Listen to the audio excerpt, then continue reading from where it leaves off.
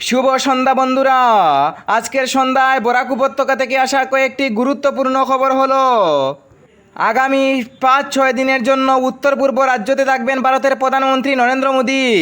আসাম, মণিপুর, মিজোরাম, অরুণাচল প্রদেশ ইত্যাদি রাজ্য পরিদর্শন করার সম্ভাবনা রয়েছে ভারতের প্রধানমন্ত্রী নরেন্দ্র মোদীর, এবং বিশেষ কয়েকটি স্থান উদ্বোধন করবেন। বিশেষ করে রেল পরিষেবা থেকে শুরু করে বাণিজ্য, ব্যবসা ইত্যাদি বড় বড় ফ্যাক্টরাইজেশন ও খুলে উদ্বোধন করার সম্ভাবনা রয়েছে প্রধানমন্ত্রী নরেন্দ্র মোদীর। ইতিমধ্যে বিভিন্ন স্থানে প্রশাসন মোতায়েন করা হয়েছে। প্রধানমন্ত্রী নরেন্দ্র মোদীর ভ্রমণের আগে কোনো বিক্ষিপ্ত পরিস্থিতি না হয় তার কারণে বিভিন্ন স্থানও পরিদর্শন করেছে প্রশাসন আধিকারিকরা।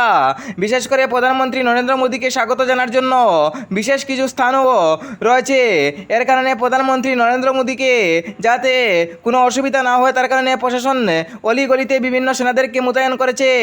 আজ মিজোরামে প্রধানমন্ত্রী নরেন্দ্র মোদী মণিপুরে আসেন এবং মণিপুরে বেশ কয়েকটি স্থান পরিদর্শন করেন এবং বিভিন্ন প্রকল্প উদ্বোধন করেছেন ভারতের প্রধানমন্ত্রী নরেন্দ্র মোদী। আজ সন্ধ্যায় আসামে আসছে এবং বেশ কয়েকটি স্থান পরিদর্শন করবেন এবং উদ্বোধন করে যাবেন। সময় যেমনই যাচ্ছে তেমনি গৌরব গগৈ এবং মুখ্যমন্ত্রী হিমন্ত বিশ্ব শর্মার মধ্যে তুমুল প্রদর্শন অব্যাহত রয়েছে। বাগবিতণ্ডা রণক্ষেত্রে পরিণত উত্তপ্ত পরিস্থিতি অব্যাহত রয়েছে গৌরব গগৈ এবং মুখ্যমন্ত্রী ডক্টর হিমন্ত বিশ্ব শর্মার মধ্যে।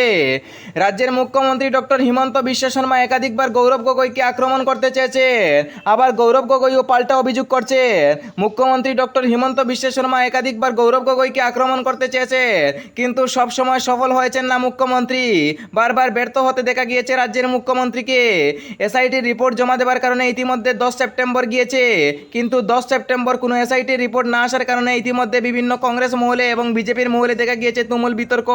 বারবার জনগণের মুখে দেখা গিয়েছে 10 সেপ্টেম্বর কি হলো মুখ্যমন্ত্রী ডক্টর হিমন্ত বিশ্ব শর্মা। একাধিকবার মুখ্যমন্ত্রী গৌরব গগৈকে আক্রমণ করে সব আক্রমণ ব্যর্থ হচ্ছে।